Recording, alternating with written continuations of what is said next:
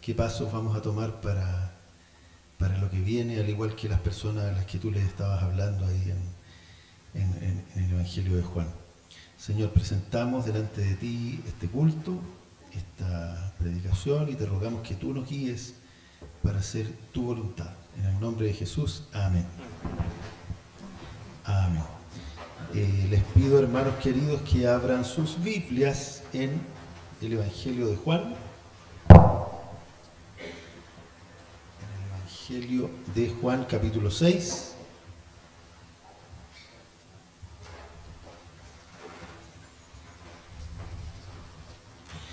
Y vamos a leer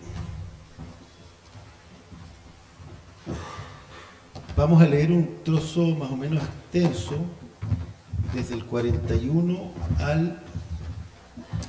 Aquí está, Juan capítulo 6, desde el 41 al 69, sin perjuicio que yo me voy a centrar en el 41 al 54, pero como todo esto se relaciona, es bueno tener a lo menos leído lo que viene y que entiendo que va a exponer el pastor Rodrigo la próxima semana, si no me equivoco. Así que no sé si ya lo encontraron, ¿sí? ¿Sí? Ya. Dice así la palabra del Señor. Juan 6, 41, estamos leyendo en la Reina Valera 1960. Murmuraban entonces de él los judíos, porque había dicho: yo soy el pan que descendió del cielo. Y decían: ¿no es este Jesús el hijo de José, cuyo padre y madre nosotros conocemos? ¿Cómo pues dice este: del cielo he descendido? Jesús respondió y les dijo: no murmuréis entre vosotros. Ninguno puede venir a mí si el Padre que me envió no lo trajere, y yo le resucitaré en el día postrero. Escrito está en los profetas, y serán todos enseñados por Dios. Así que todo aquel que oyó al Padre y aprendió de él, viene a mí. No que alguno haya visto al Padre, sino aquel que vino de Dios, éste ha visto al Padre. De cierto os digo, el que cree en mí tiene vida eterna. Yo soy el pan de vida. Vuestros padres comieron el maná en el desierto y murieron. Este es el pan que desciende del cielo, para que el que de él come no muera. Yo soy el pan vivo que descendió del cielo. Si alguno comiere de este pan, vivirá para siempre, y el pan que yo daré es mi carne, la cual yo daré por la vida del mundo. Entonces los judíos contendían entre sí diciendo: ¿cómo puede éste darnos a comer su carne? Jesús les dijo: de cierto os digo, si no coméis la carne del Hijo del Hombre y bebéis su sangre, no tenéis vida en vosotros. El que come mi carne y bebe mi sangre tiene vida eterna, y yo le resucitaré en el día postrero. Porque mi carne es verdadera comida y mi sangre es verdadera bebida. El que come mi carne y bebe mi sangre, en mí permanece y yo en él. Como me envió el Padre viviente y yo vivo por el Padre, asimismo el que me come, él también vivirá por mí. Este es el pan que descendió del cielo, no como vuestros padres comieron el maná y murieron. El que come de este pan vivirá eternamente. Estas cosas dijo en la sinagoga, enseñando en Capernaum. Al oírlas, muchos de sus discípulos dijeron: dura es esta palabra, ¿quién la puede oír? Sabiendo Jesús en sí mismo que sus discípulos murmuraban de esto, les dijo: ¿esto os ofende? Pues ¿qué si viereis al Hijo del Hombre subir a donde estaba primero? El Espíritu es el que da la vida, la carne para nada aprovecha. Las palabras que yo os he hablado son espíritu y son vida. Pero hay algunos de vosotros que no creen, porque Jesús sabía desde el principio quiénes eran los que no creían y quién le había de entregar. Y dijo: por eso os he dicho que ninguno puede venir a mí si no le fuere dado del Padre. Desde entonces, muchos de sus discípulos volvieron atrás y ya no andaban con él. Dijo entonces Jesús a los 12: ¿queréis acaso iros también vosotros? Le respondió Simón Pedro: Señor, ¿a quién iremos? Tú tienes palabras de vida eterna, y nosotros hemos creído y conocemos que tú eres el Cristo, el Hijo del Dios viviente. Hasta ahí. Amén. Hasta ahí la lectura. Me olvidé de saludar a un hermano, pero lo voy a dejar para el final. Quería saludar a unos hermanos que están de visita, pero lo vamos a dejar para el final. Ya.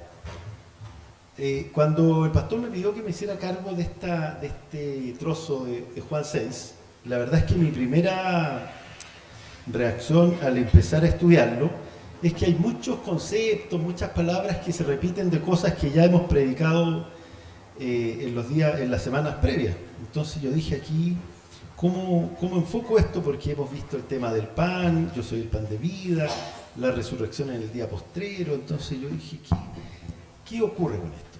Pero me di cuenta que mirando más en perspectiva, esto que hemos leído es como el clímax de lo que se ha venido tratando durante varios capítulos.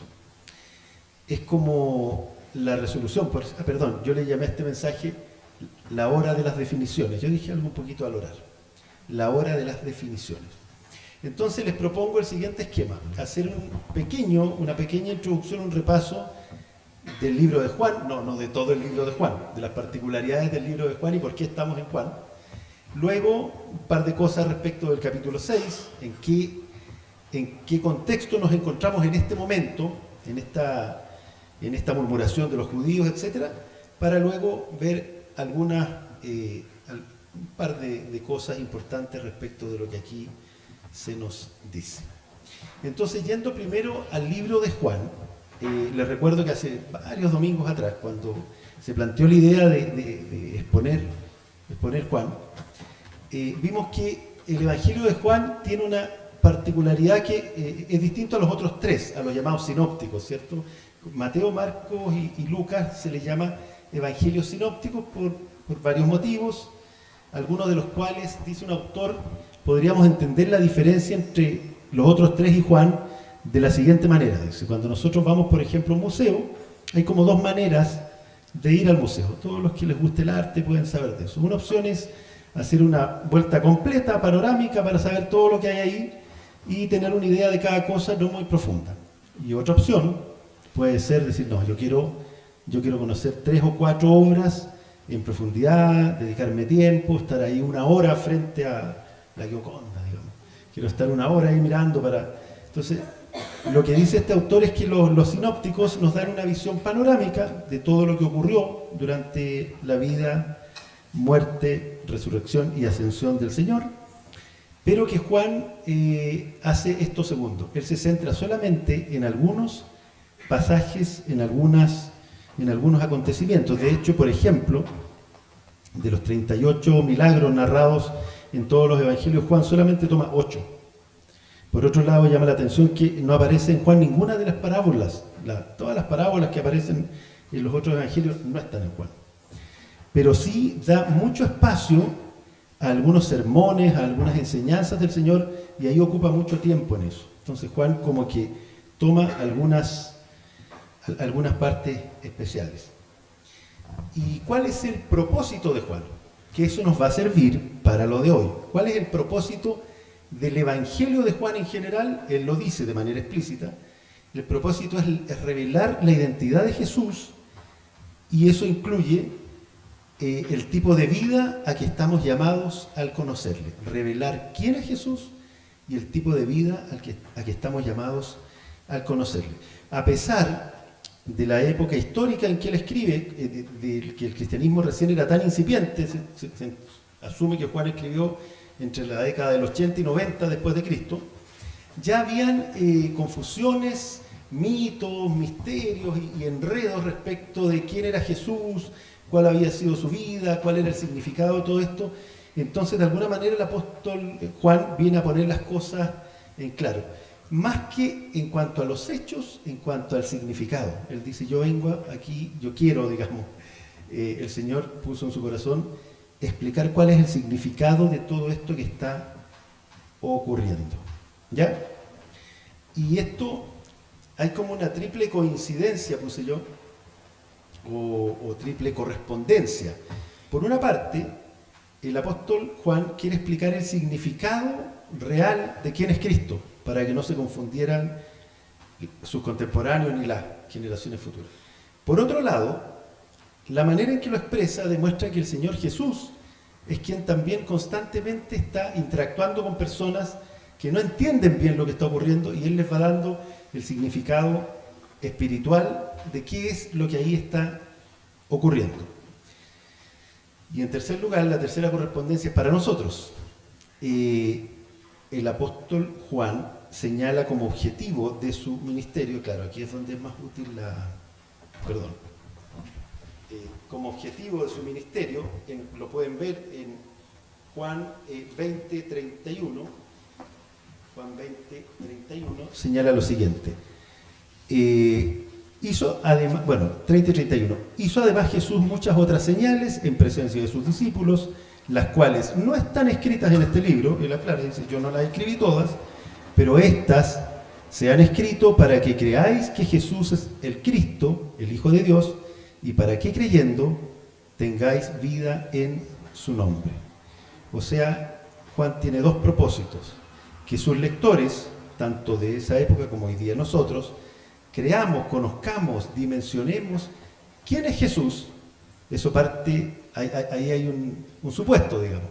El supuesto es que nosotros podemos asistir cada domingo, así como también las multitudes lo seguían, o los judíos en su tiempo asistían a la sinagoga, sin entender a cabalidad quién es Cristo. Entonces él dice, yo tengo un primer propósito, que ustedes dimensionen, sepan quién es Él.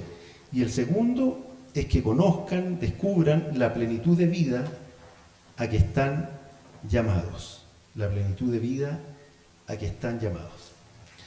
Nosotros podríamos preguntarnos, probablemente todos los que somos más viejitos en la iglesia no, pero podríamos preguntarnos, ¿y esto es realmente para nosotros? ¿Esto es una historia real que se nos está contando de Juan, de Jesús y su relación con el pueblo judío? Hay como tres grupos, ahí lo vamos a ver. Están las multitudes que lo siguen, porque están fascinados con los milagros, con el pan, Él satisface sus necesidades, los sana. Luego está el grupo religioso y luego están los más cercanos. La pregunta sería, ¿esto es para nosotros? ¿Tiene estas enseñanzas, digamos, tienen algo que decirnos en el siglo XXI, con esta forma de vida tan distinta que hoy día, aparentemente tan distinta a aquellos tiempos? Bueno, yo solo tomé un versículo como respuesta a esto, que está en 1 Corintios, no quiero que lo busquen, y donde el apóstol Pablo dice, y estas cosas les acontecieron como ejemplo, y están escritas para amonestarnos a nosotros, a quienes han alcanzado los fines de los siglos. Claro, Pablo aquí está hablando del Antiguo Testamento, pero es plenamente aplicable a la Escritura. Estas cosas les acontecieron como ejemplo y están escritas para amonestarnos a nosotros, a quienes han alcanzado los fines de los siglos. Eso como una idea panorámica de lo que hace el Evangelio de Juan. Luego vamos un poquito a lo que pasa con el capítulo 6 para que podamos centrarnos en lo que viene hoy. Han habido varias predicaciones respecto del capítulo 6, para las visitas que hayan, estamos en una serie de mensajes que vamos estudiando todo Juan. Yo creo que lo vamos a terminar de aquí al 2027 más o menos, 28, pero vamos avanzando, si el Señor no viene antes. Ya, ¿qué pasa y qué hemos visto en el capítulo 6? Para que podamos situarnos en lo que está pasando ahora. El capítulo 6 comienza, es muy particular esto, el capítulo 6 comienza con un Jesús al que están siguiendo grandes multitudes. Viene la alimentación de los 5.000 hombres, ¿cierto? Que varios comentaristas dicen, bueno, aquí estamos hablando a lo menos de 15.000 personas, si asumimos que cada uno iba acompañado con algún hijo, con su esposa, etc. Está seguido de grandes multitudes, y el capítulo 6 termina con un Jesús abandonado por las multitudes, ya se fueron, con muchos discípulos, dice la Biblia. Entiendo que se está refiriendo a personas que lo seguían de más cerca, que ya también lo abandonaron, y prácticamente solo, con los 12, a quienes incluso él tiene que preguntar si también ellos quieren irse, digamos. Entonces, ¿qué muestra el capítulo 6 de principio a fin? Muestra el cambio de una relación, el cambio de una relación.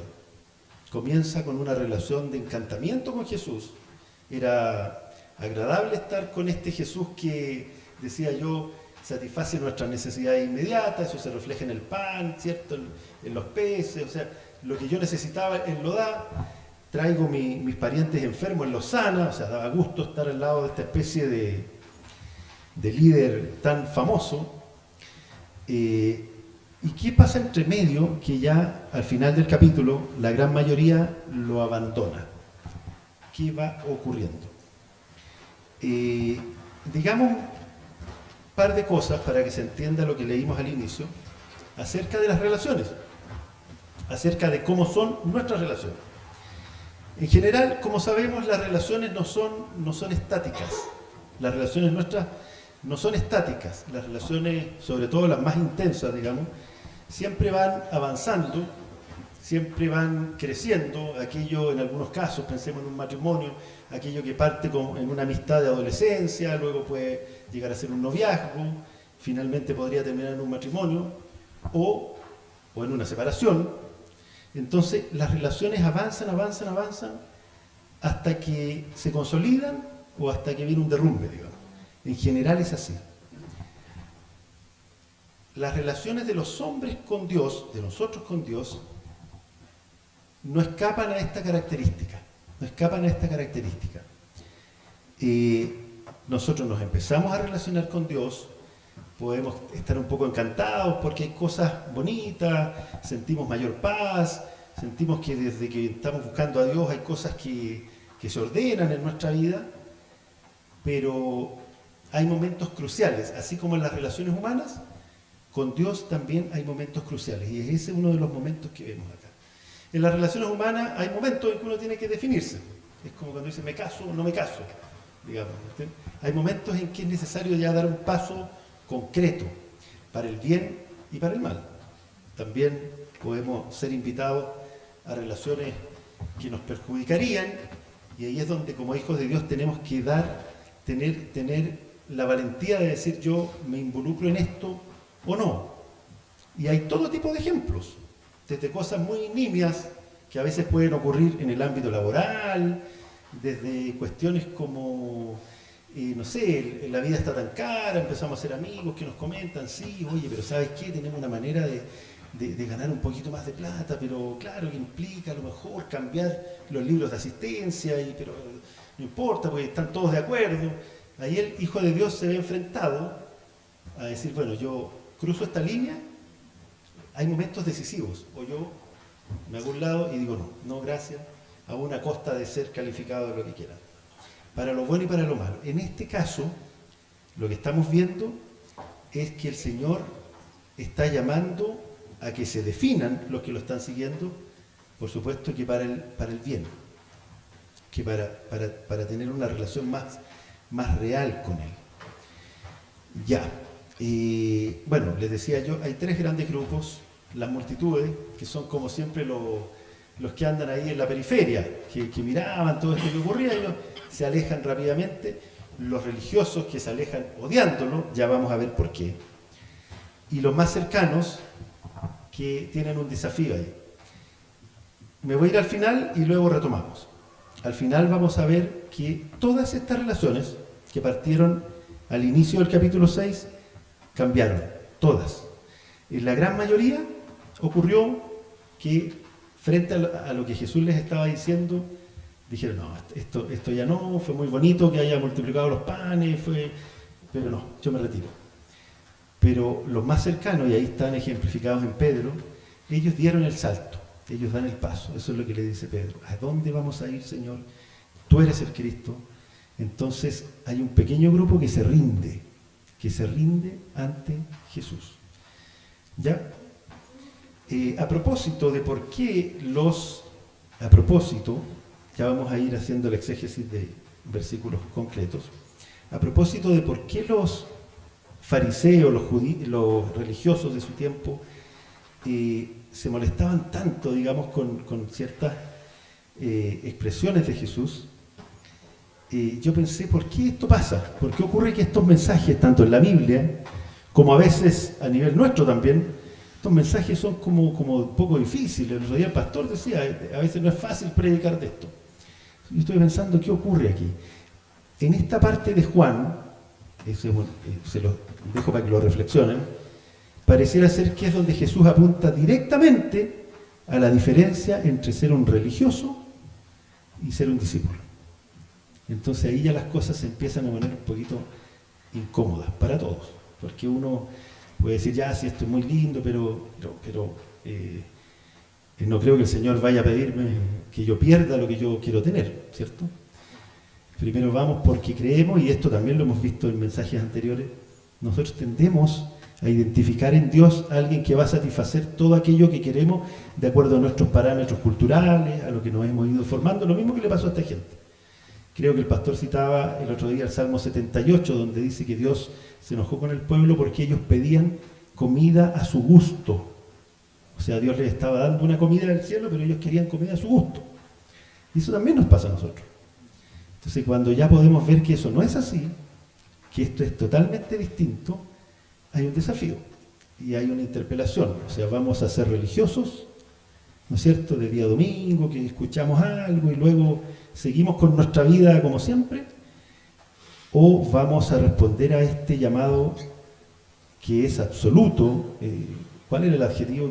Radical, de parte del Señor respecto de nuestras vidas y que no sabemos dónde nos puede llevar. Vamos al capítulo 6, les invito a leer el versículo 41 y 42. 41 y 42. Aquí, para hacerlo más dinámico, y si me pueden ayudar, me gustaría que alguien lo leyera, si se ofrece en voz alta, alguien muy fuerte para que todos escuchemos. Ya, Juan Carrasco. Murmuraba entonces de los judíos porque había dicho, yo soy el pan que descendió del cielo. Y decía, ¿no es este Jesús el hijo de José, cuyo padre y madre nosotros conocemos? ¿Cómo pues dice este del cielo descendido? Gracias, Juan. Murmuraban los judíos. ¿Cómo puede decir que descendió del cielo, cierto? Si este es el Jesús que conocemos, el hijo de José, el hijo de María. Aquí hay una primera cosa que podríamos decir que salta a la vista, ¿cierto? Que es esta especie de ninguneo. Es decir, bueno, pero si lo conocemos, pues está bien. Ellos esperaban y estaban muy de acuerdo, y pido que en todo esto traten de pensar también en lo que a nosotros nos pasa. Ellos no tenían conflictos en que el hijo de José y María fuera incluso un profeta o alguien que verdaderamente tenía una palabra llamativa, que las multitudes lo siguieran. Hasta ahí estaba todo bien, digamos. Pero cuando el Señor empieza a hacer afirmaciones que ya los ponen en jaque, que dice, no, está diciendo que vino del cielo, está de alguna manera desmereciendo todo lo que creemos. Lo previo a esto era una discusión, porque ya estaban enojados de que hubiera dicho que era el pan del cielo. ¿Y qué hicieron los judíos? Hicieron algo muy humano. No pensemos que son ellos los pecaminosos judíos, diferentes a nosotros, la iglesia, a nuestro tiempo. Ellos empezaron a argumentarle a Jesús, ya, ok, Jesús, pero nosotros también tuvimos el maná y era pan del cielo. O sea, no era como el pan que él dio el día anterior, ¿cierto? Que era un pan que se acabó, era pan terrenal. Nosotros tenemos el pan del cielo, nosotros somos el pueblo escogido, nosotros no somos tan malos en definitiva. Y el Señor Jesús rompe con eso y dice, no, si en realidad fue mi Padre, pero el verdadero pan del cielo soy yo. Entonces eso para los judíos ya era complejo, digamos, porque estaba de alguna manera pasando a segundo plano el maná y señalando que él, el hijo de José y María, era más importante que eso, que todo su sistema de creencias, etc. En el versículo 42, no sé si quiere ser mi lector oficial o... En el versículo 42... Perdón. Ah, sí, 41 y 42, perdón. Ya. Versículo 43, entonces. Gracias. Versículo 43. Jesús respondió y les dijo, no murmuréis entre vosotros. Perfecto. Quiero que vean bien eso, porque el Señor ahí no hace ninguna... A ver, pareciera haber muy poca relación, esta es la interpretación mía, ustedes pueden discrepar, entre el versículo 43 y el 44. El Señor no se complicó con los pensamientos de los judíos, de los líderes religiosos. Simplemente le dijo, no murmuren en su corazón. Y retoma, cuando leemos el versículo 44, él retoma absolutamente lo que venía hablando antes. Entonces, les dice, no murmuréis entre vosotros, punto. Ninguno puede venir a mí si el Padre que me envió no lo trajere, y yo lo resucitaré el día postrero. Si ustedes leen, esto que repite es prácticamente lo mismo que el versículo 37, es decir, el Señor no se complicó con eso y simplemente siguió con el hilo conductor de lo que él estaba exponiendo. No les prestó mucha atención, digamos. No murmuren, y el Señor simplemente, él continúa con lo que había venido diciendo desde mucho antes. ¿Ya? Les ordena que no murmuren y continúa con su discurso inicial. Vean por favor el versículo 44. Aquí vamos a hacer una pequeña detención.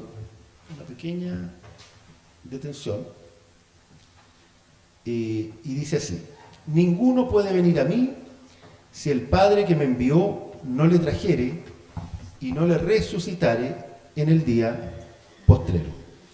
Ninguno puede venir a mí si el Padre que me envió no le trajere y yo le resucitaré en el día postrero. Solo les quiero decir que aquí que el verbo trajere, según lo que yo estuve estudiando, ese verbo, si el Padre no le trajere, es exactamente el mismo verbo que se usa en varias partes, pero yo solo les voy a citar dos, para que entendamos esto de que el Padre los trae. ¿Ya? Uno es Hechos 16, es el mismo verbo, solo le quiero decir para que sepan que es el mismo verbo. ¿Qué significa esto de que el Padre los traiga? Hechos 16, 19. Pero viendo sus amos que había salido la esperanza de su ganancia, prendieron a Pablo y a Silas y los trajeron al foro ante las autoridades.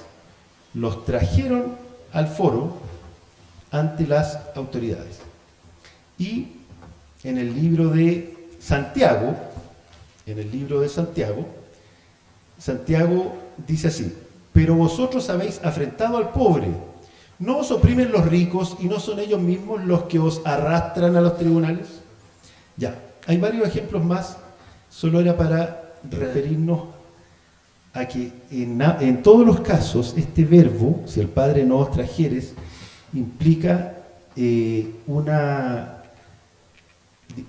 coacción irresistible, digamos. Entonces, cuando uno estudia a veces esto de cómo los hermanos fueron llegando a algunos conceptos de la gracia irresistible, yo decía, mira, aquí hay un buen ejemplo. Jesús dice, si mi Padre no los trajere, pero ese traer es un traer sin que el otro pueda poner resistencia. Como en este caso hay una diferencia. A ninguno de nosotros el Señor probablemente nos trajo por la fuerza. Yo creo, en el sentido de que no creo que alguno andaba caminando por ahí y de pronto es como si lo tomaron varias personas y lo obligaron a entrar. El Señor en su infinita sabiduría actúa soberanamente en nuestras emociones, en nuestra voluntad, y de alguna manera nosotros llegamos. Pero esto es muy interesante para saber cómo somos salvos. El Señor nos ha traído. De pronto uno puede decir, y si después uno cuenta, y cuando cuenta su testimonio, siempre nosotros lo vivimos, y el Señor permite que así sea, o muchas veces, como una decisión. Uno dice, no, esa mañana yo decidí ir al culto, esa mañana yo decidí, pero según la Escritura, es el Padre el que nos atrae, y Él puso en nosotros el decidir eso. Entonces, también eso elimina muchas cosas, la jactancia, esto de que no, yo fui más inteligente porque yo respondí al llamado del Señor. No, el Señor nos ha atraído. Yo creo que muchos de nosotros, si pudiéramos conversar en confianza, diríamos, ¿y por qué está acá usted? Diríamos, bueno, mira esto, se mezclaron tantas cosas. Yo al principio también era una cosa, no sé, casi fui por ir, me confundí, pensé que era una capilla. Pasa mucho. Bueno, estoy hablando de un caso puntual de aquí. El Señor nos ha atraído y usa ese verbo, así como cuando toman a Pablo y lo llevan por la fuerza, o como cuando dice que los ricos arrastran a los tribunales a los pobres. Es algo a lo que no podemos resistirnos. ¿Ya? Vamos al versículo complejo del 53 y siguientes. Vamos a esto que ya lo dijo el pastor también en alguna predicación anterior.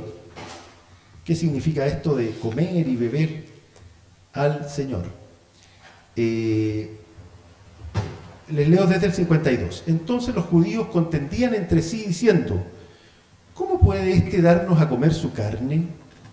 Y Jesús les dijo: de cierto os digo, si no coméis la carne del Hijo del Hombre y bebéis su sangre, no tenéis vida en vosotros. El que come mi carne y bebe mi sangre tiene vida eterna, y yo le resucitaré en el día postrero. Porque hasta ahí. Solo recordar, esto ya se dijo, pero que el verbo usado aquí por comer es como una expresión que para aquel tiempo era un poquito fuerte. ¿Es así o no? Era un poquito, una expresión no tan académica, digamos, y que tenía que ver con comer con la boca abierta y haciendo ruido, comer como desesperado, digamos, comer como desesperado. Entonces, cuando ellos preguntan esto al Señor Jesús, ¿cómo es esto de que vamos a comerlo a Él? El Señor ni siquiera les concede un milímetro de decir: no, voy a morigerar un poquito esta expresión. Les digo más, si no comen como desesperados, sin importarles la vergüenza de que el resto los vea, que están comiendo de una manera poco decorosa, no van a poder, si no coméis la carne del Hijo de Dios y bebéis su sangre, no tenéis vida en vosotros. Esto de comer y beber, no quisiera detenerme mayormente en eso. Han habido discusiones por siglos, desde aquí sale incluso algún tema de la transustanciación.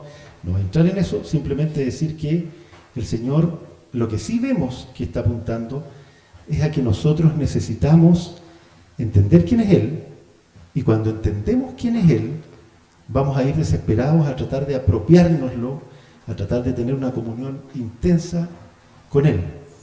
En un ejemplo infinitamente pedestre y pueril, yo tengo algunos amigos y amigas, algunos presentes, pero no los miraré, que les gusta mucho leer, por ejemplo. Entonces de pronto dicen: no, oye, descubrí un autor y me compré todo lo que escribe, o sea, lo que vaya sacando él lo voy a comprar y lo voy a leer.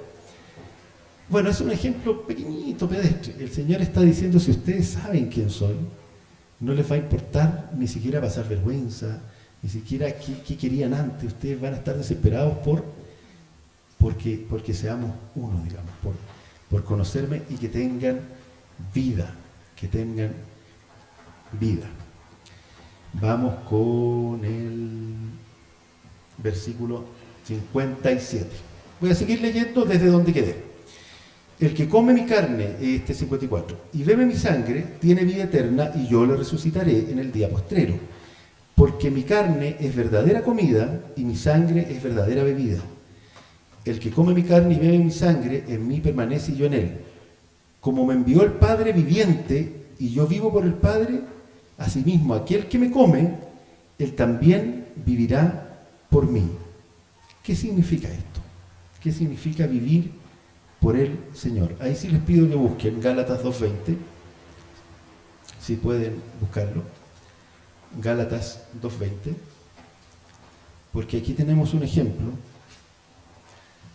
de un ser humano, un hombre, ¿cierto?, que conoció algo de esto. El apóstol Pablo en Gálatas 2:20 dice así, a propósito de lo que dice el Señor: con Cristo estoy juntamente crucificado, y ya no vivo yo, mas vive Cristo en mí. Y lo que ahora vivo en la carne, lo vivo en la fe del Hijo de Dios, el cual me amó y se entregó a sí mismo por mí. Repito, con Cristo estoy juntamente crucificado y ya no vivo yo, mas vive Cristo en mí. Y lo que ahora vivo en la carne, lo vivo en la fe del Hijo de Dios, el cual me amó y se entregó a sí mismo por mí. Eso viene a ejemplificar un poco esta expresión, ¿cierto?, del Señor Jesús, que dice que el que coma, ¿cierto?, de mí, lo busco, el que coma de mí, él también vivirá por mí. O sea, nuestra vida ya va a tener que ir menguando, Ahora, algunas palabras acerca... luego de que el Señor habla esto, como lo leímos, pero no quiero adelantar la predicación de Rodrigo la próxima semana, del pastor. Luego que el Señor habla esto, ya cambia completamente la actitud de las personas. Y es yo siempre digo comprensible, no, se puede entender.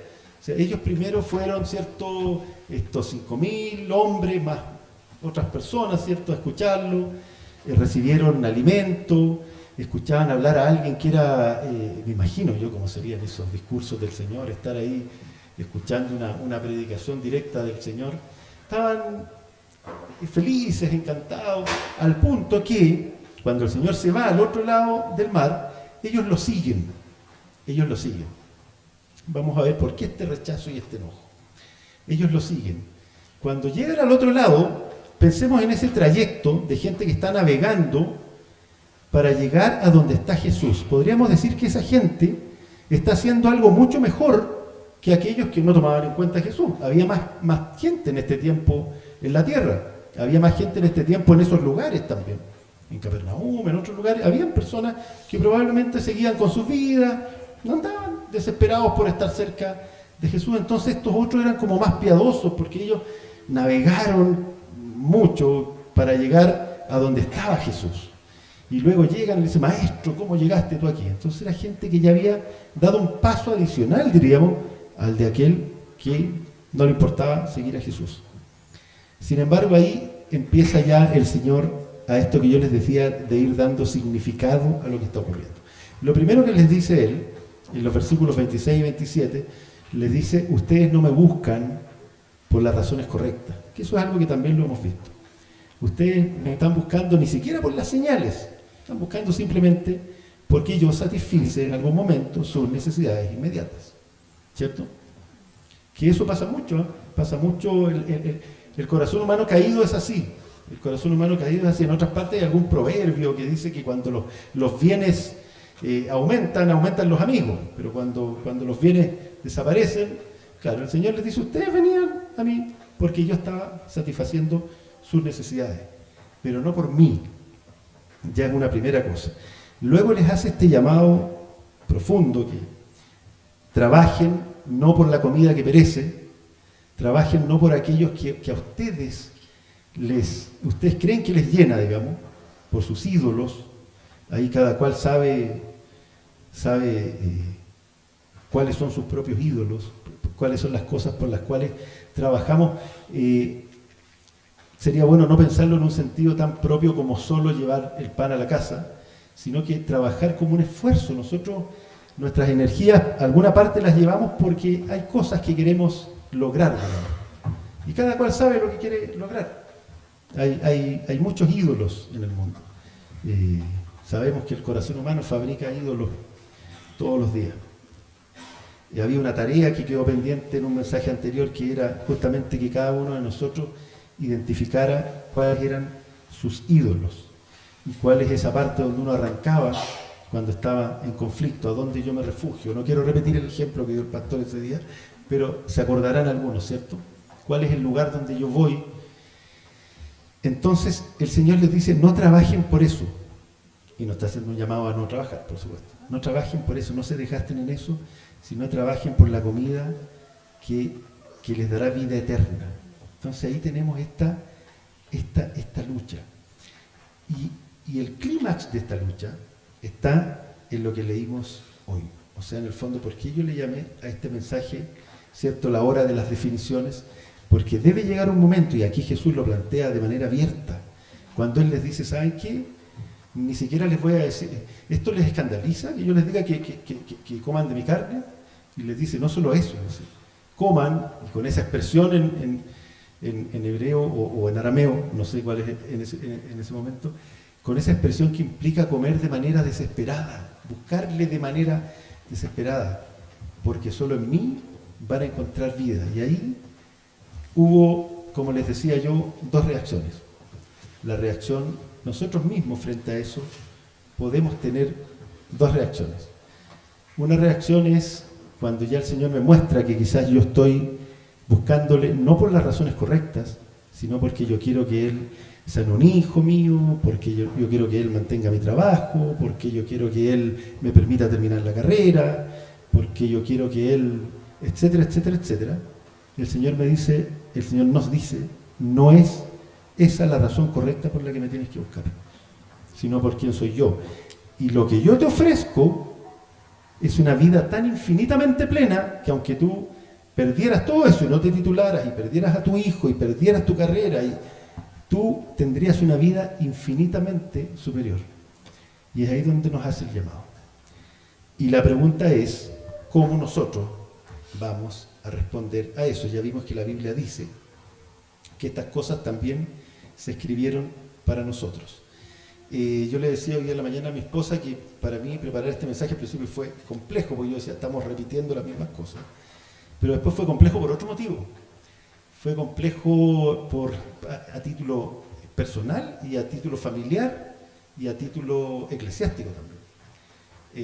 Nosotros estamos enfrentando varias dificultades, desde que el pastor me pidió que predicara hasta hoy. Hay varias noticias nuevas que nos tienen orando, pero también a nivel congregacional. Estos mensajes pueden ser un poco molestos al rato. ¿Por qué molesta esto del llamado del Señor? Les quiero leer, ya estamos por terminar, les quiero leer una explicación que da Martin Lloyd-Jones, caballero, algunos lo conocen, que a mí me pareció muy ilustrativa de lo que ocurre. Uno podría pensar, pero ¿por qué se enojan con el Señor si además les está ofreciendo muchas veces una vida plena sin que hagan mucho? Lo único que les pide al inicio es creer, lo único. Les leo un pequeño párrafo. Dice Martin Lloyd-Jones, los israelitas, ¿por qué rechazaron a Jesús y se fueron en ese momento? Vieron con claridad que aceptar el ofrecimiento de liberación y salvación que Jesús les ofrecía significaba forzosamente que tendrían que aceptar sus condiciones y vivir a su manera y según sus ideas. Y eso era algo que odiaban por encima de todo y a lo que se oponían violentamente. ¿Cuál era el riesgo que vislumbraron los israelitas? Bien podía ser que el método de salvación de Dios fuera pedirles que no hicieran nada, salvo, como tan a menudo había hecho en el pasado, en el Antiguo Testamento, estarse quietos y observar su salvación. Hay ejemplos, ¿cierto? Cuando ganaban las batallas sin hacer nada, el Señor. Y escuchen esto. Pero eso era inútil porque deseaban ser maravillosos y hacer cosas maravillosas por su cuenta. Deseaban tener una biografía interesante, deseaban tener logros.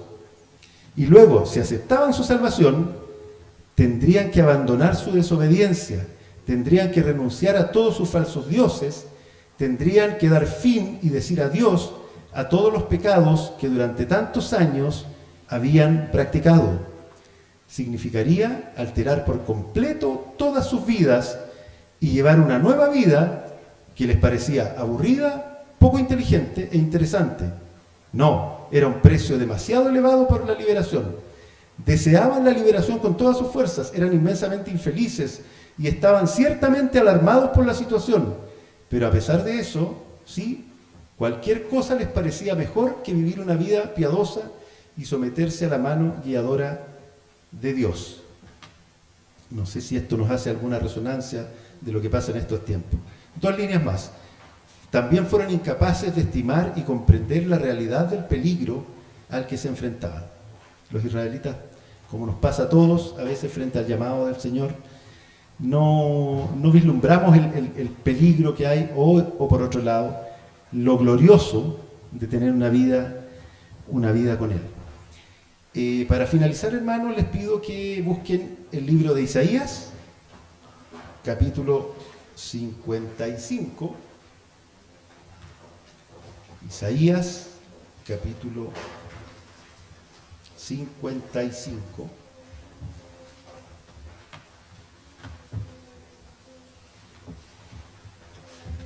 Versículos 6 al 13. Isaías 55, versículos 6 al 13. Ahí tenemos a Dios hablándole a su pueblo. A su pueblo. ¿Qué le dice Dios ahí a su pueblo? Si es que ya lo encontraron, ¿sí? Buscad a Jehová mientras puede ser hallado. Llamadle en tanto que está cercano. Deje el impío su camino y el hombre inicuo sus pensamientos y vuélvase a Jehová, el cual tendrá de él misericordia y al Dios nuestro, el cual será amplio en perdonar. Porque mis pensamientos no son vuestros pensamientos, ni vuestros caminos mis caminos, dijo Jehová. Como son más altos los cielos que la tierra, así son mis caminos más altos que vuestros caminos, y mis pensamientos más que vuestros pensamientos. Porque como desciende de los cielos la lluvia y la nieve, y no vuelve allá, sino que riega la tierra y la hace germinar y producir, y da semilla al que siembra y pan al que come, así será mi palabra que sale de mi boca, no volverá a mí vacía, sino que hará lo que yo quiero, y será prosperada en aquello para que la envié. Porque con alegría saldréis, aquí viene la promesa, y con paz seréis vueltos. Los montes y los collados levantarán canción delante de ustedes, y todos los árboles del campo darán palmadas de aplauso. En lugar de la zarza crecerá ciprés, y en lugar de la ortiga crecerá rayán, y será Jehová por nombre, por señal eterna, que nunca será raída. Esta parte de Isaías tiene mucho que ver con lo que leímos de Juan. Tiene mucho que ver con lo que leímos de Juan. Hay un llamado del Señor a personas que ya le estaban siguiendo, sí, andaban detrás de él, pero cuando ya se empiezan a dar cuenta que este Jesús tiene demandas mucho mayores de las que pensamos al inicio, que tiene demandas de que nos neguemos a nosotros, de que muramos a nosotros, de que pensemos nuestra vida para reestructurarla por completo, que no hay ningún ápice, no hay nada que se escape a cómo Él quiere guiarnos. Es decir, nosotros hoy día en la tarde, ¿cierto? Vamos a estar en nuestras casas, mañana en un trabajo, etc. Y el Señor nos dice, no hay nada de eso que yo no quiera, en lo que yo no quiera ser Señor, en lo que yo no quiera gobernar tu vida. Lo que hemos llamado el discipulado radical. Cuando el Señor llama a un discipulado radical, muchos retroceden, y ojalá nosotros no seamos de aquellos que retroceden, sino que caigamos de rodillas como Pedro y digamos, Señor, tú eres Dios, ¿y dónde más vamos a ir?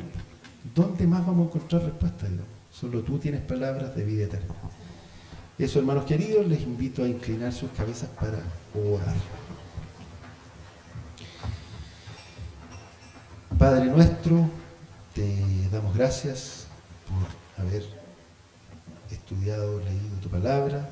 Te pido que tú abras los ojos de nuestro entendimiento, que tú obres en nuestros corazones para que por sobre todo aquello que día a día nos bombardea con otros criterios, con otros dioses, con otras seguridades, seamos capaces de escucharte, seamos capaces de ver y seamos discípulos que podamos entregarnos por completo a ti.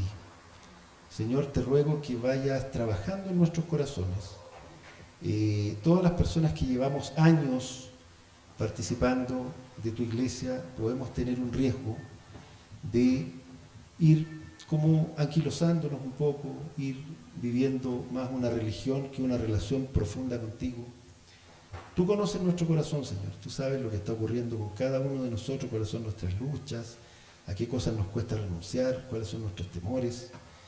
Y te pedimos que esta palabra, donde tú eres tan categórico en pedir una definición, en pedir que de ahí en más ya los discípulos no sigan siendo los mismos, sino que definitivamente se rindan a ti, que esta palabra pueda hacer eco en nuestras vidas, que podamos ser inteligentes en el sentido verdadero del término, sabios, y responder a ti rindiéndonos como Pedro y no alejándonos como otros de los que se llamaban discípulos.